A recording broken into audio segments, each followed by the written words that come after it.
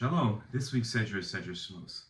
In today's world that values personal freedom and independence, the antiquated idea of a king is seen as backwards and suppressive.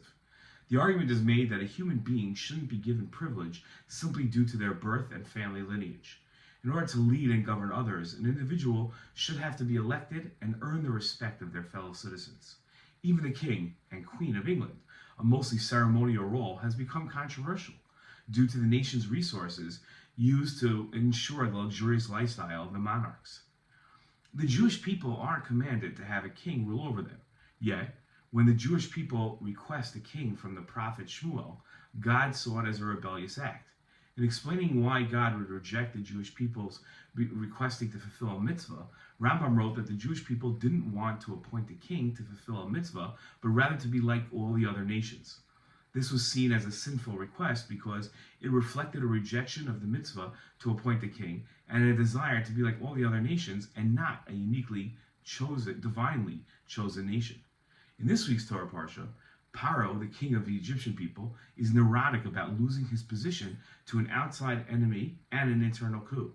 He suspects the Jews living in his land as being on the way to rebelling against him. And Hashem recorded, the children of Israel were fruitful and swarmed and increased and became very, very strong, and the land became filled with them. A new king arose over Egypt who did not know about Yosef.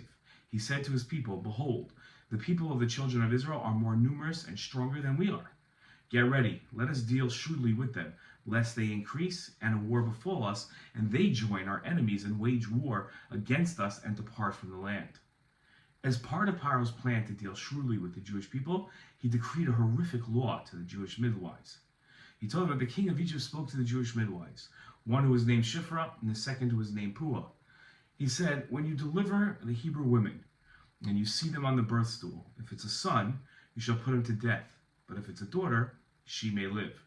Jewish boys were seen as a military threat, while women weren't seen as much of a threat.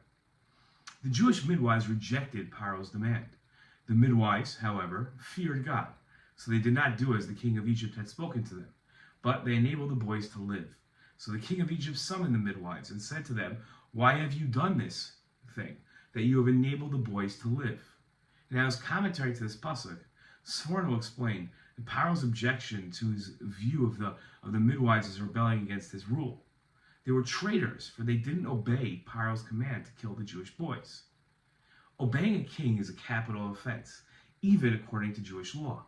Rambam wrote that anyone who rebels against the king of Israel may be executed by the king.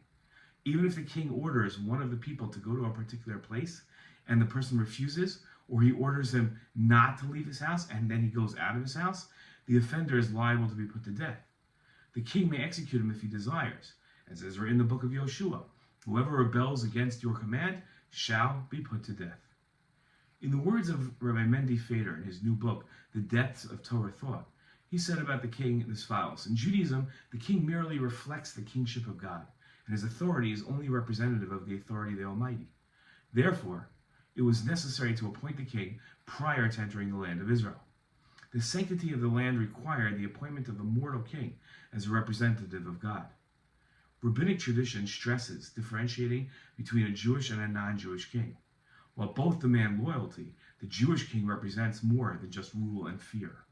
The Jewish king teaches us about God and reflects God's majesty. Obeying him isn't similar to obeying a non-Jewish king. Obeying the Jewish king is a gateway to obeying God."